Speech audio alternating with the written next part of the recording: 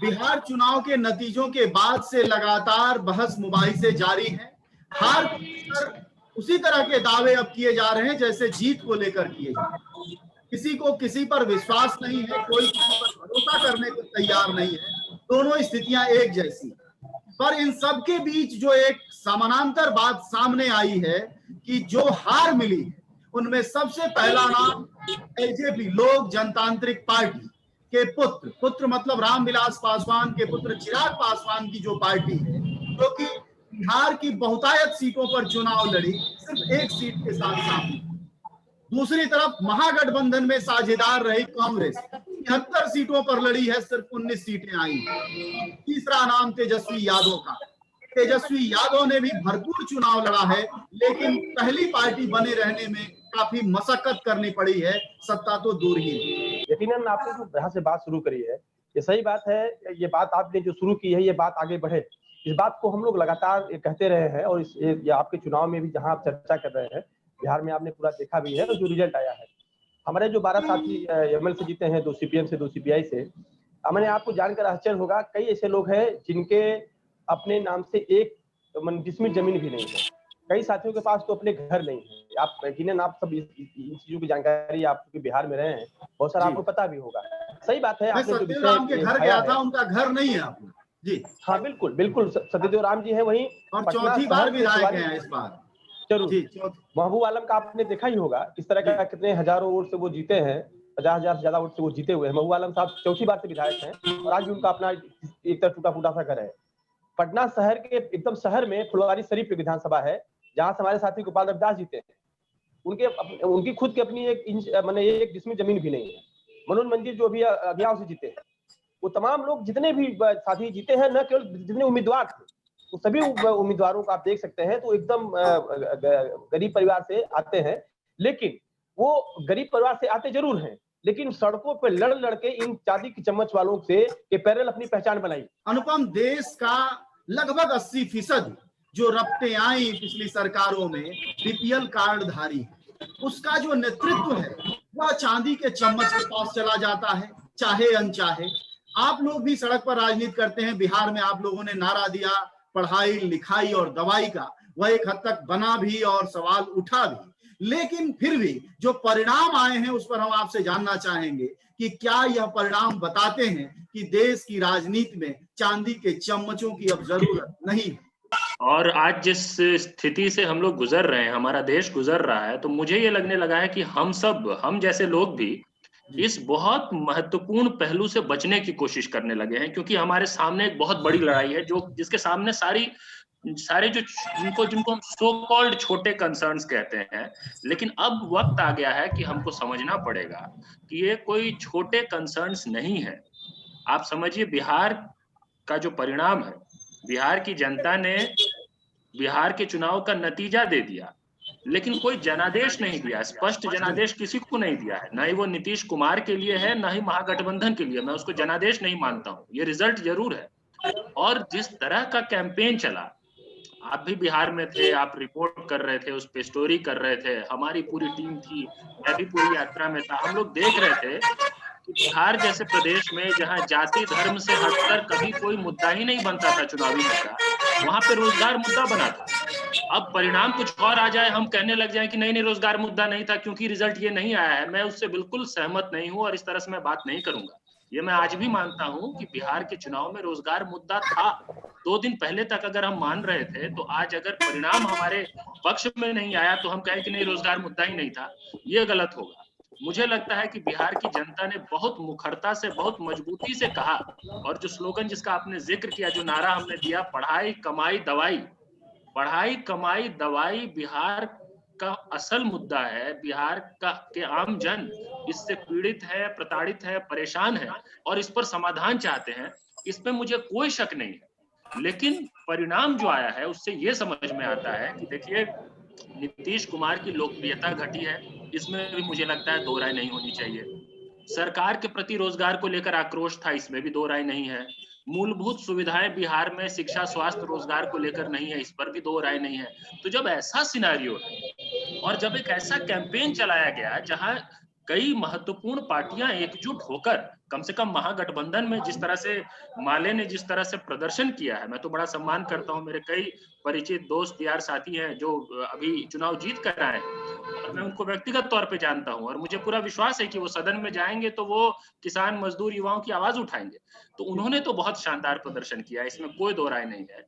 लेकिन जो कैंपेन जिस ढंग से चल रहा था और परिणाम जिस ढंग से आया है, उससे मुझे एक बात स्पष्ट तौर पे समझ में आता है कि जो आम लोग हैं, देखिए एक्टिविस्ट, हम जैसे एक्टिविस्ट कुछ भी कहते रहे, देश के आम लोग और सिर्फ बिहार ही नहीं, देश भर में ऐसे नेताओं को स्वीकार नहीं कर पा रहे हैं जो बिल्कुल सिर्फ और सिर्फ अपने विरासत के दम पर राजनीति को आगे ले जाना चाहते हैं। मैं ये नहीं कह रहा हूं कि विरासत है तो गलत है, लेकिन भाई विरासत के अलावा आप चुनावी साल में तो दिखते हैं, लेकिन उससे पहले के 4 साल में छुट्टी पर क्यों रहते हैं? जब मुजफ्फरपुर में आप समझिए चमकी बुखार के कारण कैसी हालत बनी थी, राष्ट्रीय अंतरराष्ट्रीय मीडिया वहां पहुंची हुई थी, उस वक्त बिहार के ये सारे नेता या जो बिहार के महागठबंधन के जो मुख्यमंत्री पद के उम्मीदवार हैं, वो मुजफ्फरपुर में क्यों नहीं थे जब पूरी इंटरनेशनल मीडिया थी? तो जब पटना में बाढ़ उस तरह से आया हुआ था, इतना बड़ा मुद्दा बना हुआ था, उस वक्त कहां थे सब? बिहार में हर साल बाढ़ आता है, इस साल की बाढ़ पे तो कुछ लोग सक्रिय थे, लेकिन बिहार का बाढ़ हर साल, बाकी के 4 साल जो बिहार में बाढ़ आया कोसी क्षेत्र में, उस समय उस वक्त कहां थे ये सब? लगातार आप भी फील्ड में रहते हैं, उत्तर प्रदेश में कम से कम, बिहार में भी आप गए थे राजीव।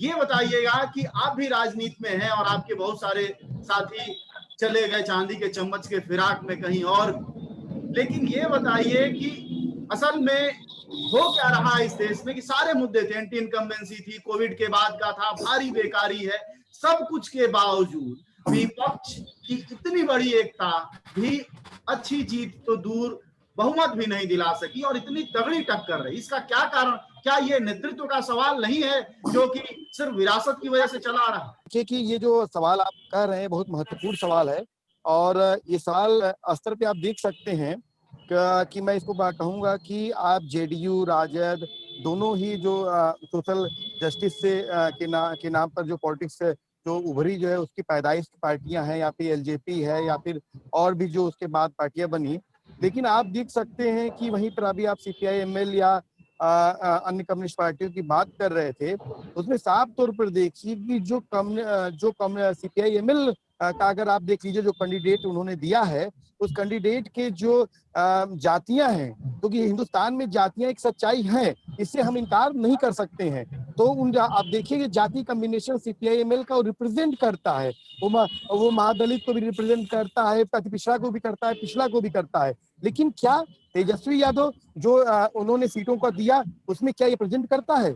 14%। एक तो जनगणना का कोई मामला हिंदुस्तान में नहीं है, लेकिन जो मीडिया और तमाम जगहों पे आती है उसके आधार पर अगर बात की जाए, जो 14% यादव का दावा है में, उनको 58 सीटें देते हैं और उसके बाद जहां पर 11% जो कुशवाहा का दावा है उनको 8 सीटें देते हैं। तो बताइए 11% वाले को 8 सीटें देना, 14% वाले को देना, मतलब वही आप EMY समीकरण आप जो लालू यादव के समय था और उसको फिर से कर रहे हैं।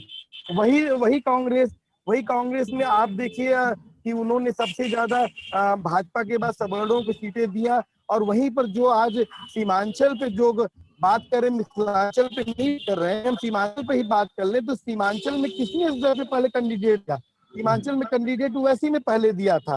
मतलब कि वहां पर सीमांचल में अगर मुस्लिम कैंडिडेट अगर कांग्रेस ने दिया है तो मतलब भाजपा को जिताने का काम कांग्रेस ने किया, न कि ओवैसी ने किया। इस तरह से क्यों नहीं देखते? क्यों हमारी दिमाग की एक ट्रैपिंग कर दी गई है, और जो ट्रैपिंग है उसमें जो ये विरासत वाला जो सवाल है वो बहुत अहम सवाल है कि वो विरासत का सवाल किसी भी स्तर पर अपनी दावेदारी को नहीं छोड़ना चाहता। एक आपने शुरू में कहा कि गठबंधन जो है न केवल जीत पाया, अपनी मैंने एक तरह से हार हो गई उसमें। मैं यहाँ आपसे सहमत नहीं हो पा रहा हूँ। आप देखेंगे, खैर आप तो बहुत सारी जानकारी बिहार में आपको है, आपने देखा एमएल के 3 लोगों को विजय घोषित करने के बाद उनको भी हार किया गया।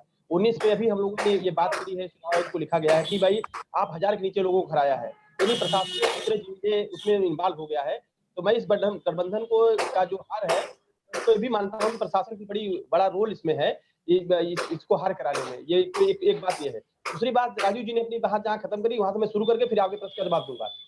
ये बहुत साफ बात है, भारत में जाति तो है, इसमें कोई इनकार नहीं कर सकता है, लेकिन हम एज एमएल के कार्यकर्ता की बतौर आप बताना चाहते हैं कि भारत में जाति है इसको हम यकीनन स्वीकार करते हैं। लेफ्ट के लोगों के कहा जाता रहा है अभी तक कि भाई वो जाति का को नोटिस नहीं करते हैं, लेकिन हमारे जनरल सेक्रेटरी ने भी अभी बीबीसी के से वार्ता में कहा था साफ साफ कि मंडल जो आया उससे यकीनन सामाजिक न्याय को बल मिला, हम उसको स्वीकार करते हैं, उसका वेलकम करते हैं।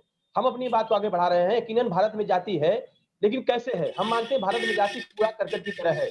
कुछ लोग इस कूड़े करकट को इकट्ठा करते हैं, इसका महल बनाते हैं, उसका व्यापार करते हैं और कबाड़ियों की तरह उसको बेचते हैं और अपनी दुकान चलाते हैं।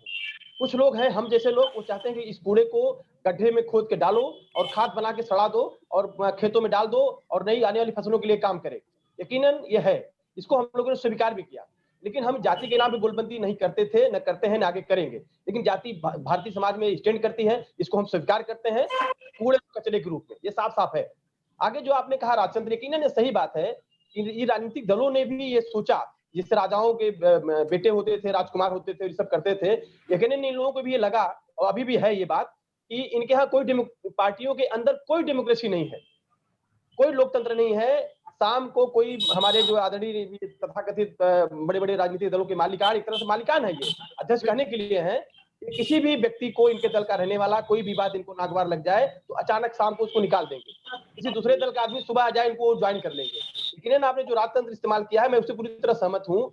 इन पार्टियों के अंदर डेमोक्रेसी नहीं है। हाँ, मैं ये कह रहा था, अब थोड़ा सा हम इस बात को थोड़ी और आगे बढ़ाएंगे अनुपम के साथ। ये बताइए कि काबिलियत की जब बात करें, क्योंकि हमारा सवाल इस बात पर है कि एक तरफ कन्हैया कुमार है और दूसरी तरफ तेजस्वी यादव। कन्हैया कुमार वक्ता के तौर पर, ऑर्गेनाइजर के तौर पर, सब में काफी काबिल, वह दिखाई भी देता है। लेकिन एक चूंकि विरासत है, परिवार पिता की दी हुई पार्टी है, सिर्फ इसलिए वह सबसे बड़ा नेता है, सबसे बड़ा आयोजक है, वह टिकट तय करेगा। यह हम आज के समय में किस मजबूरी में स्वीकार कर लेते हैं, जैसा कि इसी चुनाव में किया गया। जी अनुपम। नहीं, बिल्कुल सही बात है अजय भाई। और देखिए, ये हम देख रहे हैं साफ तौर पे बिहार के परिणाम से कि ये आम जनता तो पूरी तरह से स्वीकार नहीं कर पा रही है। मैं भी व्यक्तिगत तौर पे स्वीकार नहीं कर पाता हूँ, और ये सवाल उन पार्टियों से जरूर पूछा जाना चाहिए जो ये किसी भी मजबूरी में स्वीकार कर रहे हैं इस बात को। और जहां तक हमारे माले के जो साथी हैं उन्होंने जो बात की, मैं थोड़ा सा एक क्लैरिफिकेशन देना चाहता हूँ। मैंने ये नहीं कहा कि कोई हार गया। मुझे लगता है कि महागठबंधन ने अच्छा परफॉर्म किया है। मुझे ये लगता है, मैं स्पष्टीकरण अपना दे रहा हूँ, कि सरकार के प्रति, भाजपा, जदयू और नीतीश कुमार के प्रति जिस तरह का आक्रोश, असंतोष था, बिहार में जिस ढंग से रोजगार चुनावी विमर्श के केंद्र में आया, पढ़ाई, कमाई, दवाई का नारा जो है उस पर पूरा चुनाव लड़ा गया, वो जिस तरह का आक्रोश और असंतोष था, वो महागठबंधन के प्रति उस तरह की उम्मीद में नहीं बदल पाए। ये तो हमारे आंख के सामने है ना, इसको झुठलाया तो नहीं जा सकता ना। ये किसी की हार जीत की बात नहीं है। मैं ये कह रहा हूं कि किसी को जनादेश नहीं मिला है, जिस तरह के जनादेश की हम बात कर रहे थे। और ऐसे फैक्टर्स होने के बावजूद, जहां पे कि आप समझिए ये पोस्ट कोरोना पहला चुनाव था। अगर देश में कोविड लॉकडाउन अगर एक मुद्दा है तो उसका सबसे ज्यादा असर बिहार में दिखना चाहिए था। और अगर बिहार में उसका असर नहीं दिखा है तो भूल जाइए कि लोग किसी भी भारत के किसी भी चुनाव में आप कोरोना की हैंडलिंग को एक राजनीतिक मुद्दे के तौर पर पेश करके सरकार को घेर सकते हैं। अगर बिहार में नहीं घेर सकते तो जब रोजगार की बात होती है, और विशेष तौर पे जब बिहार में बात होती है, उसमें जब ये कमाई वाला जो है ना, ये जो स्लोगन में देखिए, पढ़ाई, कमाई, दवाई, कमाई सिर्फ नौकरी नहीं है, या कमाई सिर्फ रोजगार नहीं है। कमाई बहुत व्यापक शब्द है, और कमाई कई स्तरों पर छूता है लोगों को। मतलब आप जो सवाल कर रहे हैं वो बिल्कुल वाजिब सवाल है, मैं उससे बच के नहीं कोई दूसरी बात कह रहा हूँ। लेकिन मैं कह रहा हूँ कि जो रोजगार का और कमाई का सवाल है, ये इतना व्यापक है मेरे हिसाब से। और मैं जितना घूमा, जितना भी गांव में गया, मैंने कई ऐसी जगहों पे देखा जो बिल्कुल मूलभूत सुविधाओं से जो कट ऑफ हो, ऐसे गांव जहाँ पे समझिए आपकी कोई स्कूल नहीं, कोई डिस्पेंसरी नहीं, वहां पे भी मान लीजिए अगर 50-60 लोगों की सभा में अगर 2 लड़के निकल जाएं जो 10th या इंटर पास है, तो वो आपको बताएगा कि उसने रेलवे के ग्रुप डी का फॉर्म भरा हुआ है। वो उसी समुदाय से है आप जिसका जिक्र कर रहे हैं, उसने रेलवे ग्रुप डी का फॉर्म भरा हुआ है और वो 1.5 साल से इंतजार कर रहा है कि उसका डेट कब आएगा। ये मैंने अनुभव किया। और उसको ये लगता है, उसने ये मान लिया है कि 5 साल 6 साल तो लगना किसी भी भर्ती में नॉर्मल है। मतलब मैं भाई उनको मन में सवाल नहीं था कईयों के, तो मतलब हमारी टीम जब जाती थी बात करती थी तो वो कहते थे नहीं 5 साल तो 4-5 साल तो इसका लगेगा, तो उसके लिए नॉर्मल था, वो इसके लिए मन में सवाल नहीं था, वो ये नहीं सोचता था कि हर साल भर्ती आनी चाहिए। और मुझे लगता है कि रोजगार का सवाल, कमाई का सवाल और सरकारी नौकरी का सवाल बड़ा हो सवाल जाएगा जी। 2 मिनट में खत्म हो जाएगा। कमल भाई, मैं आखिरी बात आपसे करूंगा और फिर एक हमें लास्ट करना होगा, वो ये कि जो भी गलतियां राजनीति में दिखाई दे रही हैं, जो भी गड़बड़ियां दिखाई दे रही हैं, अनुभवहीनता दिखाई दे रही है, और जो प्रजातंत्र में राजतंत्र की छौंक है और जिसका नेतृत्व है, चूंकि एक है दक्षिणपंथी राजनीति, उसका मुकाबिल दक्षिणपंथी राजनीति के पास कौन है? योगी आदित्यनाथ, जो एक बहुत मामूली परिवार से आते हैं।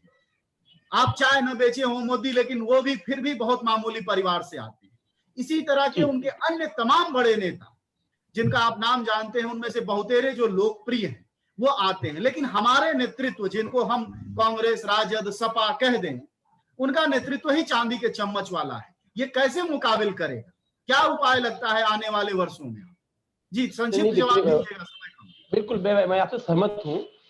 लेकिन देखिए, जो चांदी चम्मच जिनको जहां से मिला है, जिन्होंने चांदी चम्मच बनाया, वो यकीनन वो चाहे आप साफ नाम ले सकते हैं, लालू जी का, मुलायम सिंह जी वगैरह का, इन्होंने जमीन से आए, तमाम संघर्ष किए। ये उल्टी बात हो गई ना, लेकिन ये जिस परंपरा को लेकर आए, मैं वही आना चाहता हूँ, मैं वही आ रहा हूँ कि चुनाव में लोगों ने क्या कहा कि भाई हमको लालू ने क्या किया, हमको बोलने का या बैठने का हक दिया, हमको कम से कम खड़ा होने का हक दिया, चप्पल पहनने का हक दिया। यकीनन आगे की जो बात, जहां बात तेजस्वी कर रहे हैं, यकीनन अगर जो बात कर रहे हैं, पहली बात तो वो उसको इम्प्लीमेंट करेंगे तो उनकी स्वीकारता बढ़ेगी, वरना जो चांदी चम्मच आपने जो ये जुमला कहा है, यकीनन इनको फेल कर देंगे। बहुत सारे लोग फेल हो गए हैं, ये भी लगातार हम लोग अनुभव भी जहां चर्चा कर रहे हैं कि ये लोग लगातार फेल हो रहे हैं, यकीनन ये सब फेल हो जाएंगे, हाशिए पे चले जाएंगे, ये बहुत ही टिक नहीं पाएंगे। जनता, यकीनन जनता की समझदारी बहुत ऊंची है, बहुत उन्नत है, इसको मैं मानता हूँ, और जनता की चेतना है, यकीनन वो ऐसे लोगों को स्वीकार नहीं करेगी और नहीं कर रही लगातार, इसके प्रमाण है आपके सामने और हम लोग भी सामने हैं, हम लोग उसको देख रहे हैं। तो यकीनन जो नेतृत्वकारी भूमिका में हमारे साथी लोग आ रहे हैं, वो आप देख रहे हैं, सब गरीब किसान मजदूर परिवार के लोग ही आ रहे हैं, और जो चुनाव 12 जो जीते हैं वो सब गरीब परिवार, मजदूर परिवार के हैं। कल यकीनन वो नायक बनेंगे, खारिज हो जाएंगे। जी, आप सबका शुक्रिया बातचीत के लिए। और एक जरूरी मुद्दे पर हम लोग बातचीत कर रहे थे, और वह मुद्दा था कि चांदी के चम्मच की राजनीतिक विरासत को क्या देश इनकार करना शुरू कर दिया है, और कम से कम बिहार चुनाव में राजद के नेतृत्वकर्ता तेजस्वी यादव, कांग्रेस के नेतृत्वकर्ता राहुल गांधी और एलजेपी यानी लोकतांत्रिक एलजेपी पार्टी के जो मुखिया है इस समय चिराग पासवान, इनके जो नेतृत्व को इनकार किया है और जिस तरह से बीच भंवर में छोड़ा है या सुपड़ा साफ कर दिया है, वह बताता है कि सामने का जो पक्ष है, जिसको आप दक्षिणपंथी, परंपरावादी, हिंदूवादी कहते हैं, वह जनता के बीच से आ रहा है और आप विरासत के बीच आ रहे हैं। असल में भविष्य की राजनीतिक लड़ाइयां जहां खड़ी होनी है, वह विरासत की राजनीति बनाम जनता की राजनीति के बीच की है, और चुनौती भी यही है। आप सबका शुक्रिया, आप सबका धन्यवाद।